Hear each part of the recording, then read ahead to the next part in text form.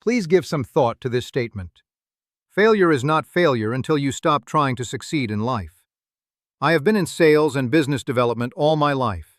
I have made millions and even billions of dollars, and I can promise you that success is rarely a straight line or an easy path. I personally know that getting knocked down, kicked around, and betrayed by those you trust happens to anyone trying to achieve something great. Did you know that Elon Musk, Bill Gates, Mark Cuban, Martha Stewart, and Brad Garlinghouse were all attacked by the SEC and came close to losing it all or going to prison? In fact, one of my most explosive successes was a company called Provision that offered something called humate, also known as fulvic acid, that is used as an antioxidant. It also boosts the immune system, works as an anti-inflammatory, and is effective for removing heavy metals from the body.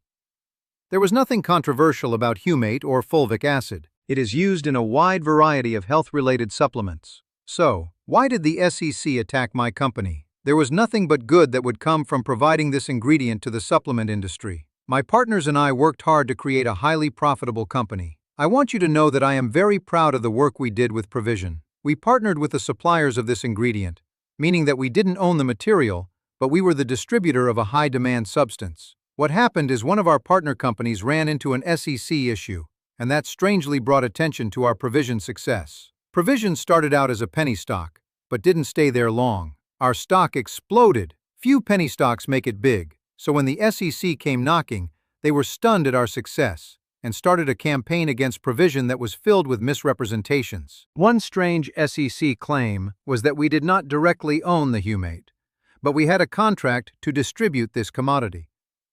Distributors do not always own the commodity, but share profits with the owners.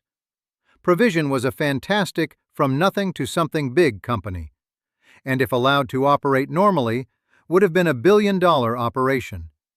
All of my partners shared our vision of success. I hope that any of you never have to face a government agency that takes pleasure in its ability to destroy companies that they target to justify its existence. For the life of me, I couldn't believe how they can twist the narrative in such a way that would make St. Peter seem like the devil himself. But I learned that governmental agencies don't play fair, and they use their power to make billions in fines and confiscated assets. No matter how noble or helpful a company may be, the SEC can twist the facts, publish an incendiary story in the complicit newspapers, and make anyone sound like Jack the Ripper, who also steals money from the church charity box. I wanted to fight the ridiculous SEC charges, but the SEC does not fight fair. They seize your money, destroy your character, threaten your customers, and know that years of litigation will destroy their target long before you get to court. At the advice of my attorney, I turned over all of our records and let them take more than $5 million in company assets. By the way, I was never criminally charged. My offices were not raided, and the SEC eventually dropped the cases because there was no wrongdoing. Like so many others, I asked, where do I go to get my reputation back? That nightmare of trouble should be enough to destroy anyone. Most would walk away defeated, but you are never beaten until you give up. Since that time, I have followed my God-given talents to once again build million-dollar companies that benefit our members and help make the world a better place. I've sacrificed everything to build companies that make our members richer than they could dream. Like Elon Musk, Mark Cuban, or Martha Stewart, I will not let unfair or difficult problems stop me from my calling in life. So, take a closer look at my life, and you will find this one critical trait.